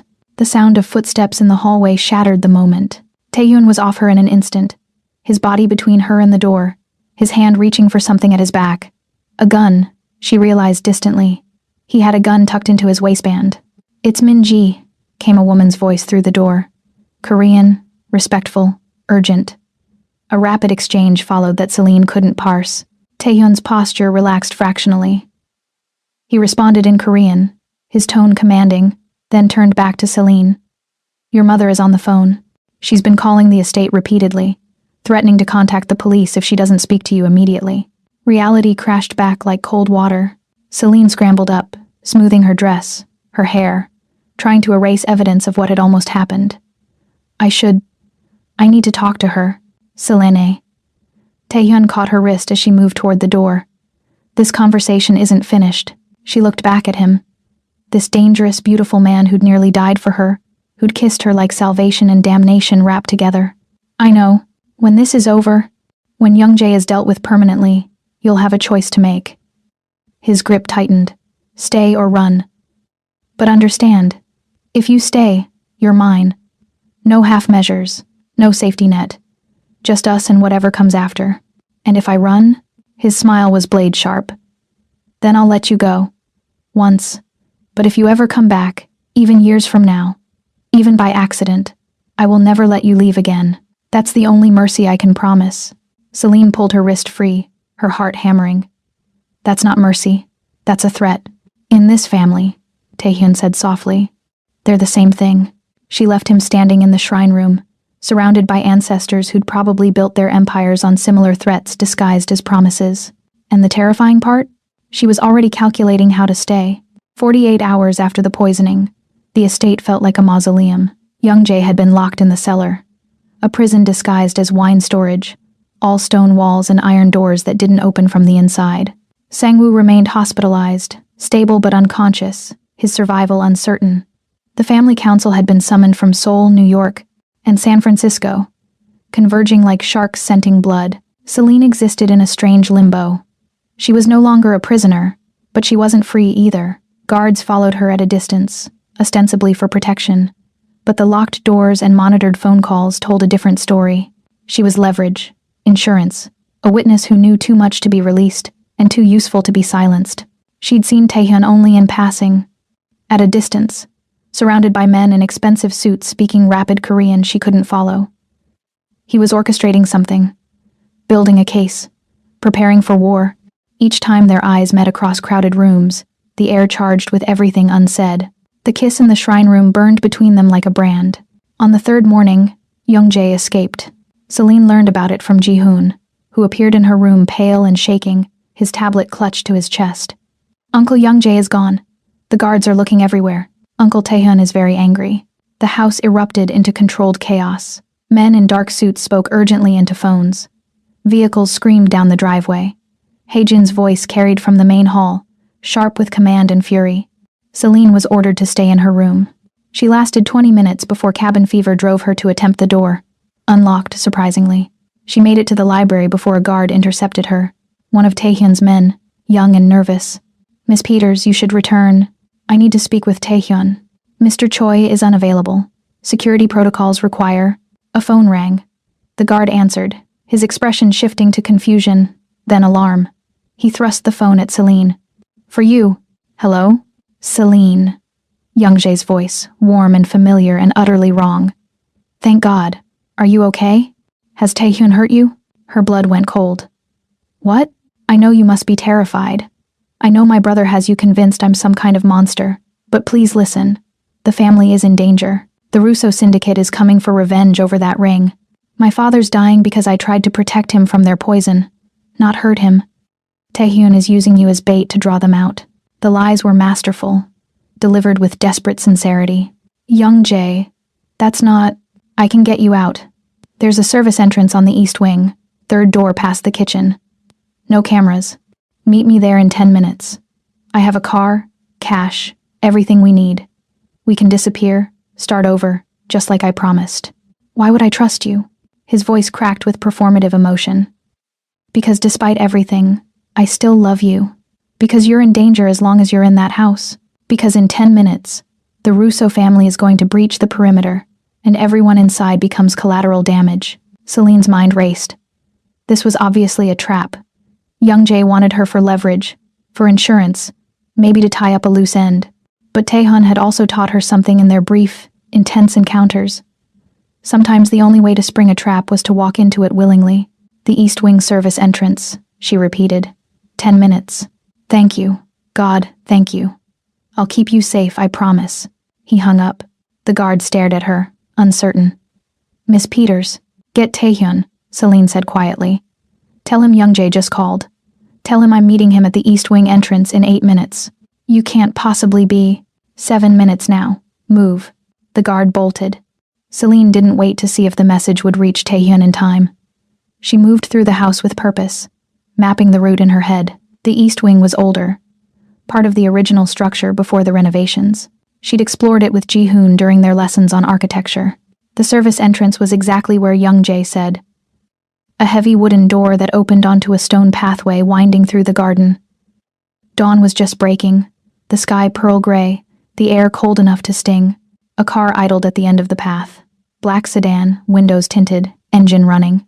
Youngjae emerged from the driver's side, his smile brilliant and false. He wore casual clothes, his hair disheveled, playing the role of desperate man on the run. "You came. I wasn't sure you would. You said I was in danger. You are. We both are." He moved toward her, hands outstretched. "Come on. We need to go before..." The click of a safety being released stopped him mid-step. Taehyun materialized from the shadows beside the door, a gun pointed directly at his brother's head. His face was a mask of controlled fury, his voice dead calm. "Step away from her, Taehyun." Youngjae's performance shifted. Now he was the reasonable one, the voice of sanity. "This is insane. She's caught in the middle of our family politics. Let me take her somewhere safe." "The Russo compound isn't safe." Taehyun's gun never wavered. "That's where you're headed, isn't it? Trading her to clear your debts. Using her as a peace offering after you stole from them and poisoned our father to cover the theft. You're paranoid. You've always been..." "I have bank transfer records. I have text messages. I have video footage of you meeting with Dmitry Russo 3 times in the past month." Taehyun's voice was surgical, precise. "I have everything, little brother. The only thing I don't have is patience. So move away from her, or I will put a bullet in your skull and tell the family council you resisted arrest." For a moment, Youngjae's mask slipped. Celine saw the calculation in his eyes, the desperate mathematics of a cornered animal. Then he smiled, genuine this time, all teeth and venom. "You won't shoot me. Not in front of her. Not when she's already terrified of what we are. What you are. Pull that trigger, and she'll see the monster you've been hiding. She'll run, and you'll lose the only soft thing you've ever tried to protect." "You're wrong." Taehyun's finger tightened on the trigger. "She already knows what I am. She kissed me anyway." Celine saw it happening before conscious thought caught up. Young Jae's hand diving into his jacket, metal glinting in the dawn light. She moved on instinct, throwing herself sideways as the gunshot shattered the morning quiet. Pain exploded in her upper arm. Not a direct hit, just a graze. But fire licked through her shoulder. She hit the ground hard, stone bruising her hip. 2 more shots, then silence. Celine's ears rang. She couldn't tell if she was screaming or if the world had gone mute. Strong hands lifted her, checked her, pressed something against her arm that sent fresh agony ricocheting through her nerves. "Look at me." Taehyun's face swam into focus, his voice cutting through the static. "Celine, look at me. You're okay. It's a graze, just a graze. Stay with me." Young Jae, on the ground, alive, unfortunately. Taehyun's jaw was tight enough to crack bone. "My men have him. You're safe. Focus on breathing. Can you breathe?" She could. Ragged, painful, but functional. Her arm felt like someone had dragged a brand across it, but the pain was grounding. Real. "He was going to shoot you," she gasped. "Yes. I should have let him. Would have solved your succession problem." Taehyun's laugh was sharp, humorless. "You just took a bullet for me. That's either incredibly brave or monumentally stupid. Can it be both? With you?" "Absolutely." He lifted her easily, cradling her against his chest like she weighed nothing. "I'm getting you to the medical wing. Then I'm going to have a very long, very unpleasant conversation with my brother about attempting to murder his family members." Selene pressed her face into his shoulder, breathing in smoke and cedar and the copper tang of blood. "Whose?" She couldn't tell. "The Russo family. Are they really coming?" "Eventually." Young Jae made promises he couldn't keep, stole property that wasn't his to take, but they won't breach the estate. We have understandings, protocols.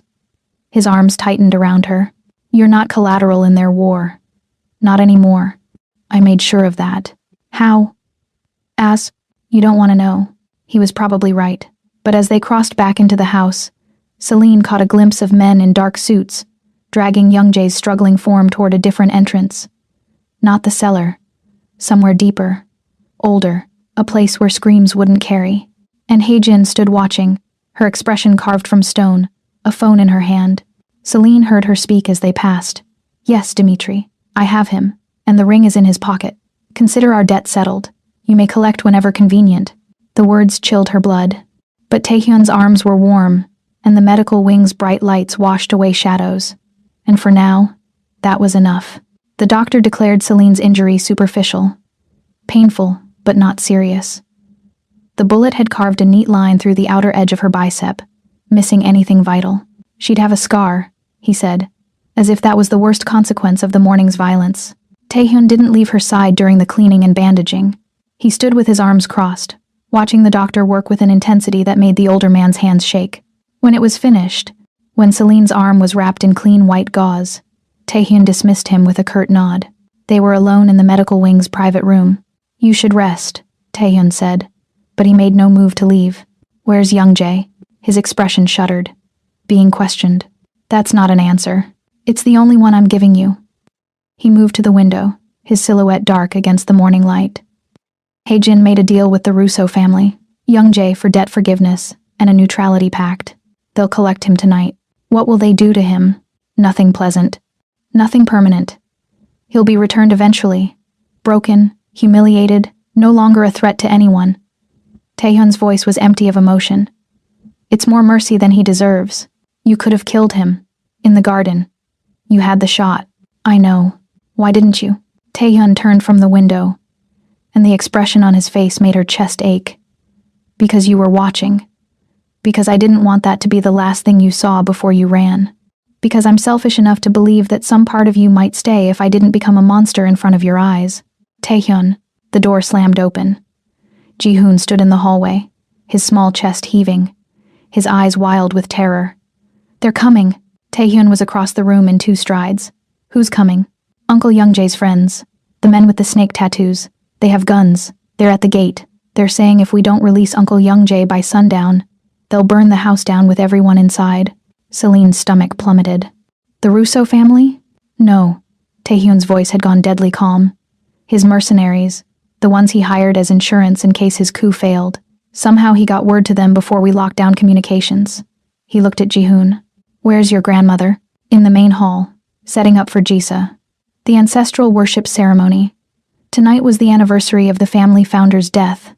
A sacred ritual that required all family members present. Perfect timing for a massacre. Taehyun cursed in Korean, vicious and creative. Then he looked at Celine. Can you walk? Yes. Then move. Both of you. He was already on his phone, barking orders in rapid Korean. We're going to the panic room. Full lockdown protocol. No one in or out until... No. Celine surprised herself with the word. Taehyun's eyes cut to her. Dangerous. This isn't negotiable. You're right. It's not. Celine forced herself to stand, despite her arms screaming protest. Those mercenaries want Youngjae. Use me as bait. Tell them I'm the key to where he's being held. Draw them into the main hall during Jessa when the family is together. Then what? They execute you in front of everyone? Taehyun moved toward her, his face a thunderstorm. Absolutely not. I didn't survive a week of you nearly dying to watch you volunteer for it. You said the main hall has acoustics, right? From your great-grandfather's renovation. High-frequency capabilities in the walls for security. She'd learned this during lessons with Ji-hoon, teaching him about architecture and sound. If I can trigger the alarm system, it'll disorient anyone not wearing protection. Your men will have the advantage. You're describing a war zone. We're already in one. Celine held his gaze. The difference is, this time I'm choosing to fight instead of being fought over. Taehyun stared at her for 3 long seconds. Then he turned to Ji-hoon. Get to the panic room. Your parents are already inside. Now. Don't open the door for anyone except me or your grandmother. Understand? Ji-hoon looked between them, his expression ancient with understanding. You're going to use the Jesa trap. The what? Celine asked. Great-grandfather built the main hall as a kill box, Ji-hoon said quietly. In case rival families ever attack during ceremony. The sound system can... Go, Taehyun interrupted. I'll explain to Miss Peters. You need to be safe. Ji-hoon hesitated, then threw his arms around Celine's waist. Don't die, he whispered. Please don't die. Uncle Youngjae killed Miss Catherine when she tried to help me. I don't want him to kill you too. The casual confirmation of murder. This child's acceptance of violence as normal broke something in Celine's chest. She hugged him back with her good arm. I won't, I promise. After Ji-hoon left, Taehyun explained the trap his great-grandfather had built. The main hall was designed to be beautiful and deadly. The ancestral tablets lined the walls in alcoves that doubled as speaker chambers. The ornate ceiling panels concealed a high-frequency sound system that could be triggered remotely, causing disorientation and pain to anyone in the room. Doors could be sealed electronically. Exit routes became death traps. During the Korean War, my great-grandfather used it 3 times to eliminate rival factions who tried to assassinate him during ceremony, Taehyun said. No one survived to tell what happened. The official story was always gas leak or structural failure, and you want to do the same to Youngjae's mercenaries. I want them to come into a room they think they control and discover they're already dead. Taehyun's smile was blade sharp. But only if you're willing to be the lure. If you say no, we lock down and wait for reinforcements. It's slower, riskier, gives them time to execute hostages or burn parts of the estate. But it's safer for you. Celine thought of Ji-hoon's terrified eyes. Of Catherine, the tutor before her, buried in a garden somewhere. Of the week she'd spent being pawn and victim and collateral. I'm in, she said. Tell me what to do. The plan was insane. Elegant, but insane. They would proceed with Jessa as scheduled. The family would gather in the main hall, surrounded by candles and ancestral tablets, performing the ritual that required everyone present. Celine would stand beside Taehyun, not as guest or girlfriend, but as something the family would eventually recognize. His chosen partner, his equal. When the mercenaries breached, and they would, Youngjae's information had given them schematics. Celine would trigger the high-frequency alarm from the manual switch disguised as a ceremonial bell. The sound would incapacitate anyone without protection.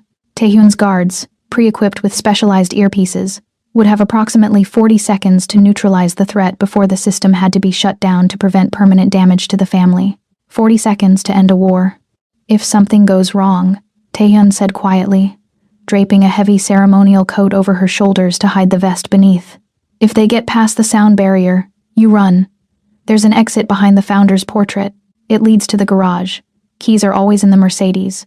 You drive until you hit the highway. Then you call the police and you never look back. I'm not leaving you.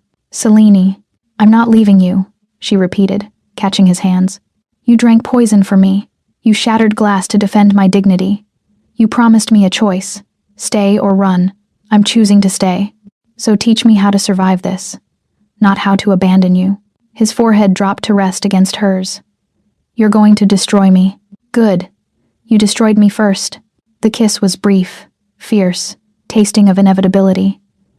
Then Taehyun pulled back, his expression hardening into the mask she recognized. The heir, the protector, the weapon disguised as man. Let's go honor the dead, he said, and make a few more in the process. The main hall was stunning in candlelight. Hundreds of white candles lined the walls, clustered around the ancestral tablets that bore the names of 4 generations of Choi family patriarchs. The air smelled of incense and chrysanthemums. The traditional flower of death and mourning. Family members filled the room in formal dress, their expressions solemn and nervous. Everyone knew something was coming. Haejin stood at the head of the hall, wearing traditional hanbok in deep blue, her silver hair braided with white ribbon. When she saw Celine enter beside Taehyun, something shifted in her ancient eyes. Not quite approval, not quite resignation, something in between. You honor us with your presence, Miss Peters, Haejin said in English, her voice carrying across the hall.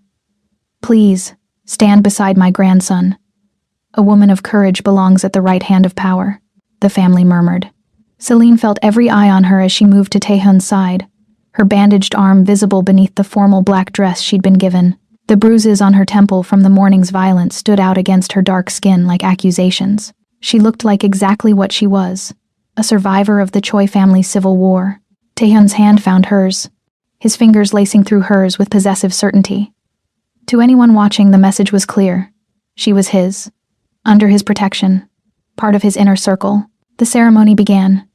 Korean words Celine didn't understand, poured like water over stones worn smooth by decades of repetition. She listened to Haejin's voice, watched family members bow before the tablets, felt the weight of tradition pressing down like atmosphere before lightning.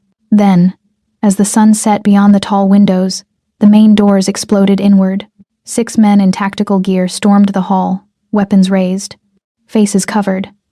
The snake tattoo Jihoon had mentioned was visible on their necks, a viper coiled around a dagger, the symbol of Youngjae's personal mercenary group. Nobody move. The leader's voice boomed, accented and rough. Where is Choi Youngjae? Tell us now, or we start with the children. One of the men grabbed a cousin's daughter, maybe 8 years old, pressing a gun to her small head. Celine's heart stopped. Haejin stood unmoved. My grandson is being held in the West Wing cellar. 3rd door, iron reinforced. Take him and leave. How stupid do you think we are? The leader laughed. You expect us to split up, search an unfamiliar building, while your guards pick us off? No. Someone here is going to walk us there. Someone valuable enough that you won't risk killing. His eyes landed on Celine. The American. The one Youngjae was fucking. She'll do nicely. Taehyun's hand tightened on hers. Warning or restraint. She couldn't tell. She squeezed back, reassurance, or goodbye, and stepped forward. I'll take you, she said clearly. Let the girl go. I'll take you to Youngjae. The leader smiled. Smart woman. You might live through this. He gestured, and 2 of his men moved toward Celine. The moment their hands touched her arms, she stumbled deliberately, reaching out to steady herself against the wall. Her fingers found the ceremonial bell. She rang it once, loud and clear. The high-frequency sound system activated with a shriek that tore through the hall like a living thing. It was above human hearing but below tolerance, a pressure wave that hit the inner ear and brain simultaneously. The mercenaries dropped their weapons, clutching their heads, blood streaming from their noses. The family, pressing hands over ears as the guards had instructed moments before, weathered the sound with gritted teeth. Taehyun's guards moved like shadows given form. 40 seconds of absolute chaos. Shots fired but missing their marks. Hands fumbling for weapons that had clattered to marble floors. Bodies hitting ground, unconscious or dead. Celine couldn't tell through the sensory overload. Then silence. Celine killed the system, her hand shaking violently on the switch. 6 mercenaries lay on the marble floor, 5 unconscious, 1 dead, the leader, a single bullet hole in his forehead. Taehyun stood over the body, his gun still raised, his expression empty of remorse. Secure them, he ordered his men. Medical for the living, disposal for the dead. and someone find out how they got through our perimeter without triggering the usual alarms. Youngjae gave them the access codes weeks ago, with orders to attack if he missed his daily check-in for 48 hours. He planned this as his final act of spite. Then it's time we excommunicate him permanently. Taehyun lowered his gun, his gaze sweeping the hall, checking for injuries, counting his family, ensuring everyone survived. Then his eyes found Celine. She stood beside the wall, her hand still on the bell, her body shaking with adrenaline crash. She'd just participated in a massacre. She'd been the lure for a trap that left 6 men bleeding on ancestral ground. She should have felt horror, guilt, disgust. Instead, she felt only grim satisfaction and the bone-deep certainty that she'd made the right choice. Taehyun crossed the room and pulled her into his arms, careful of her injured shoulder. "You did perfectly," he murmured against her hair. "You saved them all. Every single person in this room is alive because of you." I rang a bell. "You rang the bell knowing what it would do. You turned yourself into bait. You trusted me to protect you while you protected everyone else." He pulled back to look at her face, his thumb brushing her cheek. "That's not nothing, Celine. That's everything." Around them, the family was recovering. Medics rushed in. The dead mercenary was removed with efficient discretion, and Hae Jin approached with that measured grace that never quite concealed the predator beneath. "Miss Peters," she said formally, "you have the gratitude of the Choi family. You have also earned the right to choose your own path from this moment forward.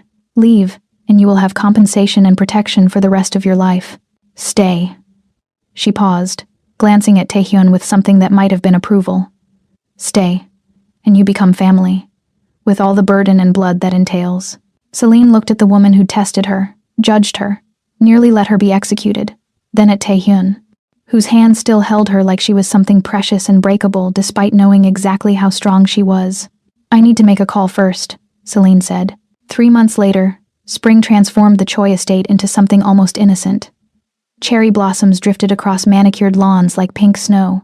The gardens had been replanted, the blood-soaked main hall renovated and rededicated. Sang-woo had recovered, diminished but alive, and had formally stepped down as patriarch. The family tree had been pruned. Youngjae's name had been struck from the official records. Not dead, but excommunicated. Exiled to a monastery in rural Korea, where former heirs went to contemplate their failures. He would live, but he would never lead. Taehyun ruled now, though he'd refused the traditional title. He called himself acting administrator and temporary guardian, as if power was something he wore uncomfortably. But Celine saw the truth in how the family deferred to him, how even Hae Jin sought his counsel before making decisions. The Choi Empire was his. He'd earned it in blood and strategy. And Celine, she stood in her apartment in Williamsburg, packing the last of her belongings into boxes. The studio where she'd built her business, taught her students, dreamed her small dreams felt like a museum now. A monument to a life she'd outgrown without meaning to. Her mother sat on the worn couch, watching with the kind of careful neutrality that mothers perfected when they knew their daughters were making irreversible choices. "You're sure about this?" Mama asked quietly. "No." Celine folded another shirt, placing it gently in the box. "I'm terrified. I'm moving into a compound with armed guards and a family that measures love and loyalty in blood. I'm giving up my business, my independence, everything I built. But I love him." The words came easier now. After 3 months of Taehyun driving into the city every week, sitting in her tiny apartment, learning to exist in her world before asking her to join his. "I love him, and I trust him, and I think maybe that's enough." "Love isn't always enough, baby. I know, but love plus choice is." Celine turned to face her mother. "He gave me 3 months to decide. He set up a trust fund I didn't ask for. He made sure I could leave at any time, for any reason, with enough money to restart anywhere in the world. He gave me every exit, Mama, and I'm choosing to stay." Her mother was quiet for a long moment. Then, "Does he make you happy?" "He makes me feel alive." "Is that the same thing?" "Sometimes." Her mother stood, pulling Celine into a hug that smelled like home and comfort and all the safety she was leaving behind. "Just promise me that if you ever stop feeling alive, if you ever start feeling trapped, you'll call me, and I'll come get you. No questions asked. I promise." They finished packing in comfortable silence. Then Taehyun's car arrived. Not a limousine, but a simple black sedan with a driver who helped load boxes with efficient courtesy. Celine's mother hugged her one more time, whispered something in Spanish about keeping her wits and a knife, and let her go. The drive to the Hamptons felt different now. Not a journey into unknown territory, but a homecoming to a place that had claimed her through fire and survived. The estate looked softer in spring. Less fortress, more home. Guards still patrolled, but they nodded greeting as the car passed. The fountain in the circular drive had been replaced. The old one had been damaged during the siege. The new one featured a Korean phoenix rising from waves, wings spread in protection. Taehyun waited at the front entrance. He wore simple clothing, black pants, white shirt, no tie. His hair was longer now, brushing his collar, softening the severe lines of his face. But the scars remained, and the sharp intelligence in his eyes, and the way he looked at her like she was the only thing in the world worth protecting. Celine got out of the car and felt her entire body relax in his presence. "You came," he said. "You doubted?" "Every day for 3 months." He moved down the steps, his hands framing her face with that careful gentleness he reserved only for her. "Every day I thought you'd realize what staying meant, and choose the safer path." "Safe is overrated." She rose on her toes, pressing her mouth to his. The kiss tasted like homecoming and future and the sharp edge of choices made with open eyes. When they pulled apart, Taehyun kept her close. "Jihoon has been counting days. He's redone your suite 3 times trying to get the book organization right. I told him you'd do it yourself. But he wanted it perfect for your arrival." Warmth flooded her chest. "He's speaking full sentences now? Paragraphs. Entire conversations. About dinosaurs mostly. But he started asking about philosophy and ethics, and whether revenge can be justice." Taehyun's smile was soft. "You gave him back his voice. The least we can do is give you a home. What about your grandmother?" Haejin had the staff prepare the Western suite. 4 rooms, private entrance. Your own space within the compound. He tucked a strand of her hair behind her ear. She also mentioned something about marriage contracts and proper courting timelines. "I told her we'd discuss it after you settled in. After you decided if you could actually tolerate living here full-time. And if I can't, then we find somewhere else." "I meant what I said, Celine. You're not a prisoner. If the estate is too much, too suffocating, we'll get a place in the city. Something that's ours, not the family's." The offer stunned her. The Choi patriarch, offering to leave the ancestral home. For her, "Let's try here first," she said. "If it doesn't work, we'll figure it out together." His relief was visible. Together. I like that word. They walked into the house hand in hand. Staff greeted her with respectful bows, not as guest, but as family. Minji appeared with tea and gentle welcome. The main hall had been redecorated. The ancestral tablets moved to a smaller, more intimate shrine room. The space felt lighter now, less weighted with judgment. Jihoon ambushed them in the library, launching himself at Celine with the enthusiasm of a puppy. "You're here. You're really here. I organized your books by subject and then by author, and then I thought maybe you'd want them by color, but Uncle Taehyun said that was ridiculous, so I did subject, but I can change it if—" "It sounds perfect," Celine interrupted, laughing. "Show me." They spent an hour in her new suite, which was less a suite and more a small, beautifully appointed apartment. Living space, bedroom, office, and a bathroom with a tub large enough to swim in. Jihoon had indeed organized her books, and the sight of her modest library displayed on floor-to-ceiling shelves made her throat tight. This wasn't just a room. This was a declaration that she belonged. That night, the family gathered for dinner. Not the formal, suffocating ritual of before, but something smaller, warmer, just the core family. Haejin, Sangwoo in his wheelchair, a few aunts and uncles, Jihoon bouncing in his seat, and Celine, sitting beside Taehyun, at a table where she was no longer the outsider. Haejin raised her glass. "To new beginnings," she said, her gaze settling on Celine with something almost like warmth. "And to the courage required to choose family, even when family is complicated." "To complicated family," Taehyun echoed, his hand finding Celine's under the table. They drank. They ate. The conversation flowed in Korean and English, and when Celine couldn't follow, Taehyun translated quietly, his breath warm against her ear. Later, after the meal ended and the family dispersed, Taehyun walked Selene to the gardens. The cherry blossoms were in full bloom, petals drifting through the air like gentle snow. The moon hung low and full, painting everything silver-edged. "There's something I need to tell you," Taehyun said, his voice careful. Celine's stomach tightened. "That sounds ominous." "Not ominous, just true." He stopped walking, turning to face her fully. "Young Jae is dead." The words hit like physical force. What? You said he was exiled. You said, he was. The Russos kept him for a month, took their payment in flesh, then returned him to us. We sent him to that monastery to contemplate his failures. Taehyun's expression was unreadable. Then he tried to escape, tried to contact his remaining allies, tried to orchestrate one final revenge plot. The monks contacted the family council. Heejin made a decision. She had him killed. She had him tried, convicted, and executed by family law. It was clean. It was final. It was necessary. Taehyun's hands found hers. I wanted you to know before you heard it from someone else. Before you looked at this family and wondered what you'd really agreed to. Celine stared at him, processing. Young Jae was dead. The man who'd charmed her, framed her, nearly destroyed her was gone. She should have felt something. Grief, horror, vindication. Instead, she felt only a strange, cold relief. Thank you for telling me, she said quietly. You're not disturbed? I'm relieved. The admission felt dangerous. Does that make me a terrible person? It makes you honest. Taehyun pulled her closer, his forehead resting against hers. And it makes you exactly where you belong. In this family, we don't apologize for protecting what's ours. We don't feel guilty about eliminating threats. We survive. Together. Together, Celine repeated. The word felt like a vow. 6 months later, the estate held another gala. Not the founder's jubilee. That tradition had been retired. This was something new. The spring revival. Celebrating renewal and transformation. Selena descended the main staircase wearing jade, the color of new growth, of life continuing.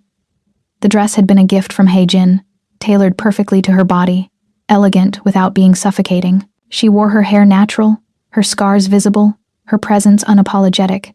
The family gathered below, along with business associates and allies who'd been carefully vetted. The room was full of power and money and barely concealed danger. But when Taehyun looked up and saw her, everything else faded. He waited at the bottom of the stairs, devastatingly beautiful in a black suit that made him look like violence wrapped in silk. His scars were visible, his tattoos peeking from his cuffs. His eyes locked on her with the kind of intensity that made her forget to breathe. When she reached the bottom step, he extended his hand. Ready to dance with the right brother?